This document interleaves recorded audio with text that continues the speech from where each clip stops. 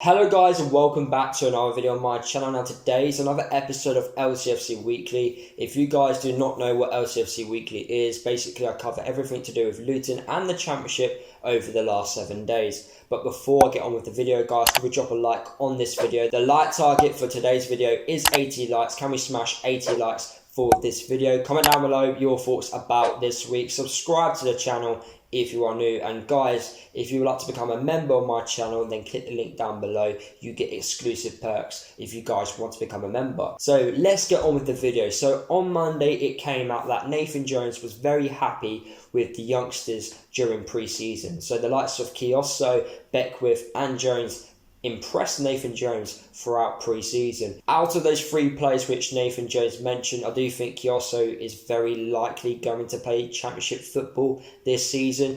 Nathan Jones has asked Kioso to fight for that right back spot, and I do think Kioso is capable of actually competing with James Bree for that number one right back spot, and I'm very excited to see how well he can do in competing against James Bree. But with the other two, so Beckwith and Jones, I do think they will go out on loan to like a National League side. I don't think they are ready to play Championship football. However, Beckwith did impress me playing left back throughout pre-season, despite him being a midfielder. Moving on to Tuesday, Luton made two signings, James Bree and Tom Lockyer. If you guys want to hear my thoughts about those two signings, then make sure you check out my video which I did make about those two players, but I'll quickly sum it up right now. James Bree, I'm very happy that we brought him back. I want to see the James Bree which played under Nathan, not under Graham. And with Tom Lockyer, I'm very excited to see how well he improves our defence.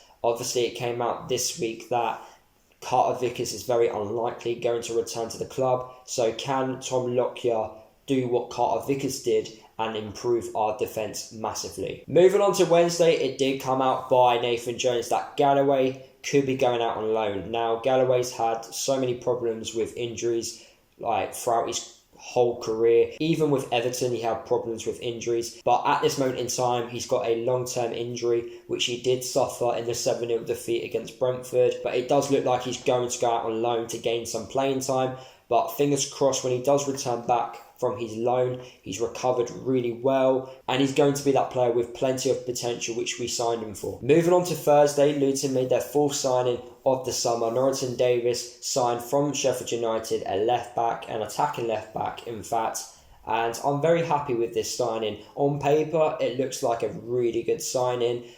Watching him against Norwich, he did impress me, but the massive question is, can he step up in the Championship? He wants to prove that he can step up in the Championship. His stats from last season suggest that he can step up to the Championship. So I'm looking forward to seeing how well he can do under Nathan Jones. Although we've made 4 signings so far in this summer transfer window, Nathan Jones did say that more signings could happen. Now in previous interviews, Nathan has suggested that if we've only got one player in one position, that's the position which he's likely going to recruit in. Looking at the squad, we've only got one defensive midfielder, so I feel like that's an area which we're going to recruit in. We've only got 2 strikers at the club with Danny Hilton and James Collins, so I can see another striker signing.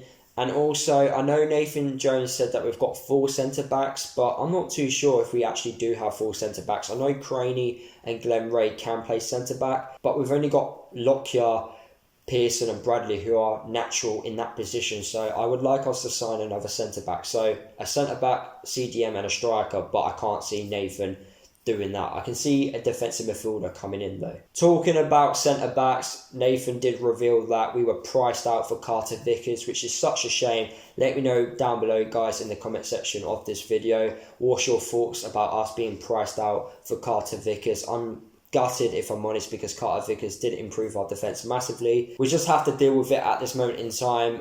Tottenham want probably more money than we can offer, which is such a shame. Hopefully that doesn't rule him coming back to the club in the future, but you never know. Now, one of the major things that came out this week was supporters could be coming back by October. Now, throughout September, clubs are doing testing, which allows supporters to come back into stadiums. I don't think Luton Stadium has been chosen to be used as a testing stadium to allow supporters to come in. But I know that next Saturday with Cambridge, they've got a stadium capacity of 8,000, are doing a testing match with supporters. I really hope with supporters being tested in stadiums is a success, because I want fans back into stadiums. I can't see it being a full house every week, but at least we have some fans back into stadiums, as that's what we want to see. We want to be in the stadium supporting the players on the pitch. We want to be singing, we want to be obviously cheering them on. We don't want to be watching the games from home. So hopefully the testing that's getting done throughout September is a success, and we can see fans back into stadiums in October. And the last bit of information that came out on Thursday was Tom Lockyer started for Wales in the Nations League against Finland. He played a full 90 minutes and he also kept a clean sheet. He also performed really well, in fact.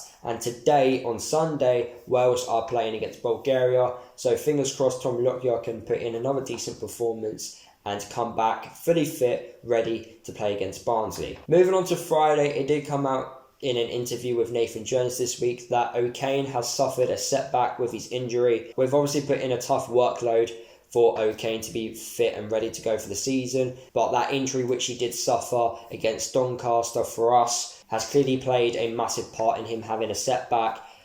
And yeah, I don't expect to see him anytime soon. Obviously right now it does look like he's been a pointless signing, but every signing is a gamble, I guess. I'm not too sure if we're actually paying his wages. I think Leeds are. But even so, it just come across like it's a pointless signing. But hopefully when he does come back, he puts in those decent performances and proves to everyone on why we signed him. And finally, the last bit of information that came out this week, Luton beat Norwich 3-1 in the Carabao Cup in the first round.